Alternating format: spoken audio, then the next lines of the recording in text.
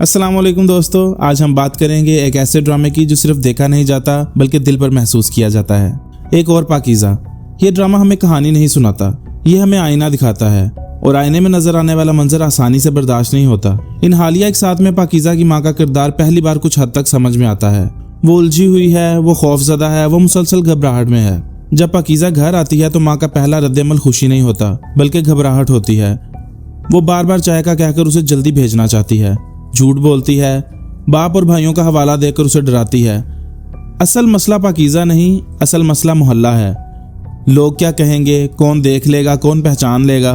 एक पड़ोसन का आ जाना माँ के चेहरे से सारा सुकून छीन लेता है, आंखों में खौफ उतर आता है। ये माँ बेटी से ज्यादा अपनी इज्जत बचाना चाहती है और यही वो लम्हा है जहाँ नादिया अफगन की अदाकारी नहीं लगती, हकीकत लगती है। इनका किरदार बोलता कम है लेकिन बहुत कुछ कह जाता है। यहाँ एक सवाल बार बार जहन में आता है, अगर ये एक और पाकीज़ा है तो पहली पाकीज़ा कौन थी? क्या वो कोई और लड़की थी या ये वही पाकीज़ा है जो इस हादसे से पहले थी? वो हंसती मुस्कुराती पुरुम्मीद जिंदगी से भरी हुई पाकीज़ा, या फिर वो हजारों लड़कियां जो खामोशी से इसी अंजाम से गुजरी और कभी नाम भी ना बन सकी।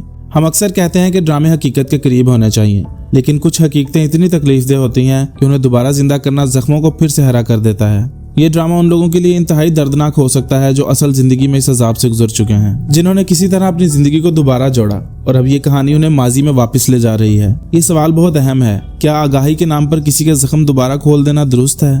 पाकीज़ा को 6 माह बाद पहली बार कोई ऐसा इंसान मिलता है जो उसे मुजरिम नहीं शिकार समझता है। एक कंधा जहाँ वो रो सकती है। पाकीज़ा के आंसू अल्फाज से ज्यादा बोलते हैं। दूसरी तरफ फराज अपनी माँ की वफात पर अपना दर्द बाहर निकालता है।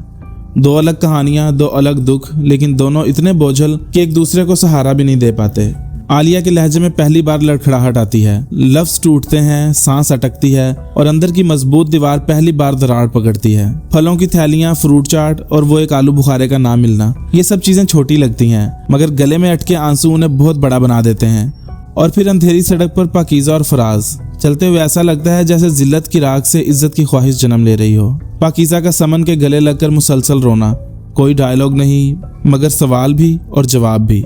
ये मंजर हमें क्यों रुला गया? ये सीन इसलिए रुला गया क्योंकि पाकीज़ा ने भी पहली बार महसूस किया कि कोई है जिसे उसकी फिक्र है, कोई जो उसके दर्द को देख रहा है, और यही एहसास उसके आंसुओं को सिसकियों में बदल देता है। एक और पाकीज़ा सिर्फ एक ड्रामा नहीं, ये हम सबका इम्तिहान है। हम क्या सोचते हैं, हम कितना समझते हैं और हम कितना बदलना चाहते हैं। अगर आपने ये ड्रामा देखा है तो अपनी राय जरूर दें, और अगर नहीं देखा तो सिर्फ एक किस्त देखकर फैसला करें, क्योंकि ये कहानी शायद किसी न किसी शक्ल में हम सब के आसपास मौजूद है। अल्लाह हाफिज और अगली वीडियो तक अपना ख्याल रखें।